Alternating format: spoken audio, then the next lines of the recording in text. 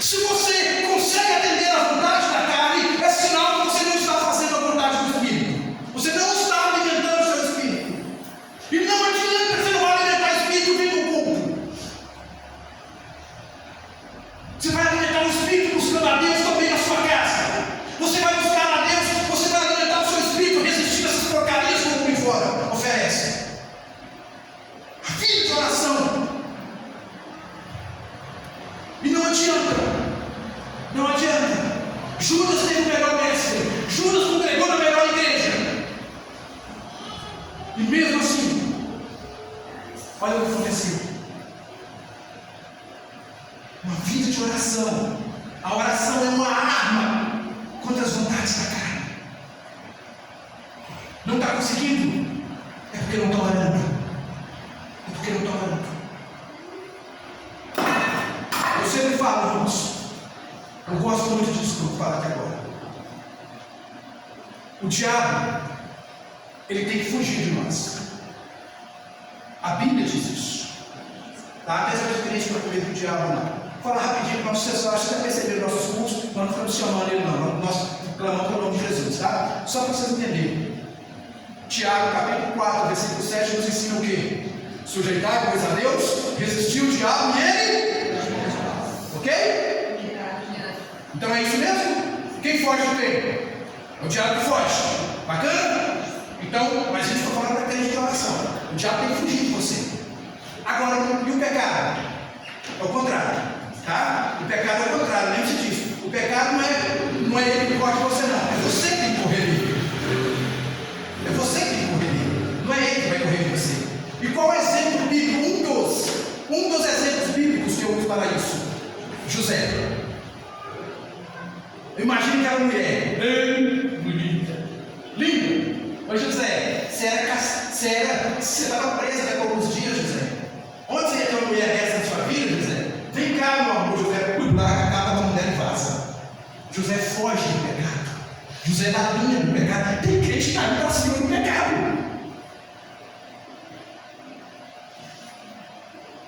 Por isso que muitos pregadores estão chamando a igreja moderna de igreja mundana, porque a igreja está indo atrás do mundo. Não está nem precisando mundanizar a igreja, não. Não está precisando mais, não. Não está precisando trazer as coisas do mundo para ir para a igreja, não. Isso aí a gente combate aqui. Agora eu quero ver o problema maior. Não é uma igreja que o mundo está querendo entrar nela. O problema maior é o mundo que a igreja está entrando. Tem se criado hoje crentes mundanos, que não tem compromisso com a palavra, que não tem compromisso com a sua igreja local, que não tem compromisso com a oração, com a vida de devoção, que não tem um pingo de respeito, que não tem um pingo de difícil de deixar a palavra, de devoção, de submissão a esse Deus. A mesma hora que o seu prazer está nas coisas de Deus, daí a pouco já está lá nas coisas da carne. Não consegue resistir, porque não oram. Vocês acham que se Jesus não estivesse em oração, vocês acham que ele ia resistir? O que a carne dele queria? Que passasse a vontade. Pai, passa, se for possível, passa. Mas o que seu Espírito fez? Que seja feita a sua vontade. E Jesus só percebeu isso na oração, ainda ele sendo Deus. E para finalizar, irmãos, algo muito lindo que eu aprendo aqui com a vida, a importância da oração na vida do crente. Repetindo, a oração, vou colocar aqui para vocês repetirem comigo, vamos lá? A oração? A oração? A oração? A oração? E esse último que agora vamos ler juntos. A oração nos prepara para as adversidades da vida. Jesus estava em oração quando o pior momento da sua vida chegou. Olha o que diz os textos, os versículos 45 e 46 aí, o texto principal. Agora Jesus, terminando de orar, então voltou para os discípulos e disse: ainda dormis e repousais? Está vendo? Mais uma vez que não dormindo. Eis que é chegada a hora, e o Filho do Homem está sendo entregue nas mãos dos pecadores. Levantai-vos, vamos! Eis que o traidor se aproxima. Aquele momento de oração na vida de Jesus o preparava para o pior momento da sua vida como homem. Jesus estava sendo preparado. A oração estava sendo um combustível para Jesus caminhar, fazer aquela caminhada trágica, a caminho da morte, para ser entregue, para ser açoitado, para ser pisado, ser escarnecido. Jesus, quando foi passar pelo pior momento da sua vida, onde Jesus estava? Em oração. Às vezes as pessoas trazem desgraças para as suas vidas, porque deveriam estar, porque estavam em lugares que não deveriam estar. Uma vez eu fiz uma peça teatral baseada em um caso real lá na nossa cidade. Então eu falei, todo mundo já ouviu falar, né? Um monte de história. E de Poté? Já ouviu falar de Poté? Pois é mais longe que eu falei ali. Está na Bíblia, viu? Um caso de uma moça que estava na igreja e mentindo para a mãe, saiu da igreja e ia para as baladas. E um dia, voltando de uma balada, isso escondido da mãe, ela sofre um acidente e fica paraplégica, ou tetraplégica, não sei. Sei que ficou sequelas do resto da vida. E eu fiz uma peça rápida, peguei cadeira de rodas emprestada para mostrar. E depois fiz um sermão sobre isso. O preço da desobediência custa caro. Custa caro. Onde nós deveríamos estar? E a oração, ela nos prepara para as adversidades da vida. Por lutas, todos nós vamos passar. Todos. Isso aí é uma promessa universal. Isso não é só para mim, não. Isso é para você também. Se você chegar na igreja, a igreja Tabajara, vai chegar dizendo: chega aqui que seus problemas acabaram. Cuidado com essa igreja. É mentira. É mentira. Estão retirando palavras que o Senhor Jesus deixou para nós. João 16:33, o Senhor Jesus disse: no mundo tereis. Então não espere muita coisa assim. Ele falou assim: eu digo isso para que em mim vocês encontrem paz. Porque no mundo vocês vão ter aflição. Não espere nada no mundo, irmãos. Espere lutas. Mas como esperar nessas lutas? Se eu já sei que as lutas virão, então como eu vou esperá-las? Uma coisa que eu falar, irmãos, com respeito às lutas, com respeito às dificuldades da vida, nós precisamos entender uma coisa: eu não sei o tamanho da luta e nem a hora que ela vai vir. Uma coisa eu tenho certeza: ela vai vir. Então eu preciso entender.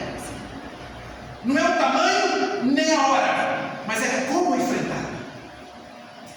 Como enfrentar essa luta? Como enfrentar esse momento difícil? Jesus sabia. Por isso que ele estava em constante oração. Irmãos, e a gente tem que tomar muito cuidado com isso. Eu conversei com um rapaz uma vez sobre o caso. Ele me contou, não foi com ele não.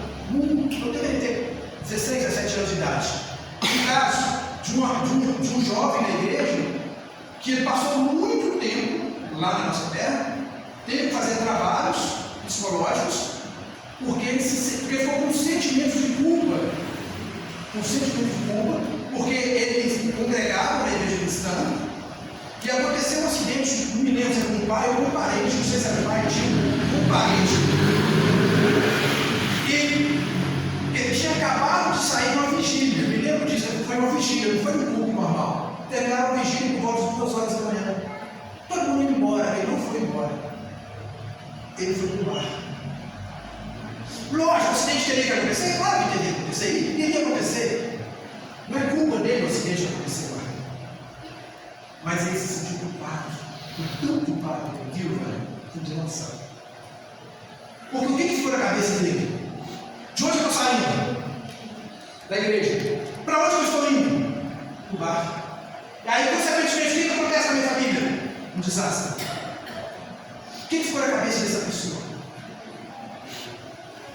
Pelo amor de Deus, não estou associando dizendo que foi culpa dele. Estou falando na cabeça dele que ficou assim. Agora vamos parar e pensar aqui, Maria, todos nós estamos aqui, né? Saímos daqui agora, daqui a pouco, e ao invés de irmos para as nossas casas, vamos caçar outros lugares para ir, que não deveríamos estar, segundo o salmista. E acontece algo terrível na nossa casa. Como que você se sentiria? É natural sentir esse sentimento de culpa. Mas esse sentimento de culpa também pode ser uma cobrança, também pode ser pedagógico, também pode ser um ensinamento de Deus. Porque onde eu deveria estar? E onde eu estou? Se eu estivesse orando, terminou, eu vou para casa. Se eu estivesse orando e aconteceu um acidente, eu não ficaria, talvez eu não ficasse com sentimento de culpa. Porque o que nós aprendemos? Que a oração, ela me guia para a vontade de Deus. Irmãos, a oração, ela me prepara para as lutas. Talvez se eu estivesse orando, o episódio que eu falei com vocês, que aconteceu comigo, quando a minha mãe, a minha sogra e a minha cunhada foram me dar a notícia, que elas falaram comigo, eu pedi, eu só peço a vocês 1 minuto. Eu passei no fundo da casa da minha mãe, eu estava dormindo no sofá da casa dela, que eu falei que eu ia trabalhar no outro dia. E depois eu ia buscar a Rosa no hospital. E eu só pedi, você me dá 1 minuto. Eu preciso de 1 minuto. Só meu e de Deus. E fui lá atrás. Antes de chegar no hospital, antes de tudo. Bem na hora que eu recebi a notícia. E falei, Deus, eu só peço ao Senhor uma coisa. Só me permite chorar, gritar, espernear. Só não me deixe blasfemar contra o nome do Senhor. E Deus permitiu tudo isso. Tudo isso. Eu pedi, Deus me prepara. Porque não vai ser fácil. Não vai. Quem já passou pela situação, eu sei que isso não é algo exclusivo só meu, não, tá? Por isso que eu falo com essa tranquilidade. Não sei que talvez eu tenha passado por isso também. Então eu pedi, Deus, me dá força. Me deixe isso, isso, isso. Só não me deixe blasfemar contra o nome do Senhor. Mas para e pensa. Deixei minha esposa no hospital. Voltei para casa, dobrei meu joelho e fui orar. Me lembro, não esqueça a Cida, minha irmã. Nossa, Márcia, você está todo feliz, falei, Cida. Vamos deixar tudo acontecer? Vai que Deus tem outros planos. Você é doido, menino? Eu falei, não, eu sei que Deus que eu sinto. Eu sei da minha fé. Agora imagine, se eu recebesse essa notícia dentro de um bar, naquela noite. Imagine se eu recebesse essa notícia dentro de um lugar onde eu não deveria estar. Estou falando bar, mas poderia ser qualquer outro lugar do inferno. E para mim não presta. Pelo menos para mim. Mas a oração, ela me preparou. A oração preparou Jesus para as adversidades. A oração preparou os discípulos para as adversidades. A oração preparou a igreja. A igreja primitiva, ela só buscava preparo nas orações. As suas decisões, eles foram eleger para ficar sendo livre Matias, que ficou no lugar de Judas. Eles foram eleger. Aí o que a igreja fez antes da votação? Orou. Foi enviar os discípulos, Paulo e Barnabé. O que a igreja fez? Orou. Todas as decisões da igreja eram debaixo de oração. E a igreja sempre passando por diversas adversidades, situações difíceis, mas sempre também guiada pela oração. Olha que diferença. Depois vocês podem buscar mais estudos sobre o poder da oração, da importância da oração. Então, irmãos, eu quero concluir de uma forma bem simples, com essa pergunta. Nas horas mais difíceis de suas vidas, seja no físico ou no espiritual, onde você tem buscado forças? Essa luta que você tem passado na sua casa, no seu casamento, na sua escola, no seu trabalho, seja onde for, onde você tem buscado forças? Onde estão as suas forças? O salmista diz que uns confiam em carros, outros em cavalos, mas nós, porém, confiaremos no Senhor nossas vidas. Que essa seja uma verdade na minha e na sua vida. Que possamos buscar forças em Deus E sabemos, uma vida de oração tem benefícios, traz muitos benefícios. E não são poucos, sabe? Uma vida de oração traz muitos benefícios. E é uma forma de alimentarmos o nosso espírito. Que Deus abençoe a vida de cada um dos irmãos. Põe a sua cabeça e vamos orar.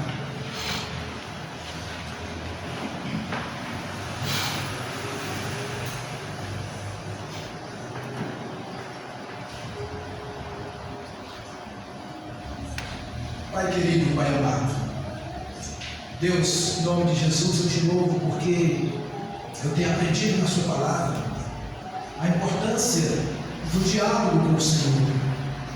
O diálogo com o Senhor me gera intimidade. Quando eu converso com Deus, cada dia mais eu ganho intimidade com Ele. Eu aprendo mais dele. Ah, Senhor, como é importante falar contigo. Como é importante, ó Deus, falar com o Senhor. E nessa, quando eu falo com o Senhor, se o meu coração estiver triste, o Senhor me alivia. O Senhor traz paz para a minha alma. E quando eu não sei para onde ir, a oração me guia até a vontade do Senhor. A oração, ó Deus, me ensina que eu preciso ser dependente totalmente do Senhor. Ah, meu Deus, quando eu oro, eu fico mais forte contra as obras da carne, contra o meu eu, com os meus desejos de satisfazer a minha carne. E quando eu oro, meu Deus, o Senhor me prepara para enfrentar as lutas do dia a dia. Ah, meu Deus, quantas pessoas vão sair ainda essa madrugada, ou amanhã bem cedinho, para o trabalho, em busca do sustento da sua casa. Ah, Senhor, abençoe essa pessoa, meu Deus, e tenha misericórdia. Abençoe essa igreja, Pai. Obrigado, Senhor, por essas 2 semanas diretas de oração. Obrigado, Deus, que nós possamos continuarmos orando na dependência do Senhor, declarando que somos absolutamente dependentes do Senhor. Abençoe, Deus, cada pessoa aqui presente, cada família aqui representada, e fique conosco. Nós oramos e agradecemos no nome santo de Jesus. Amém. Irmãos, quem quiser essa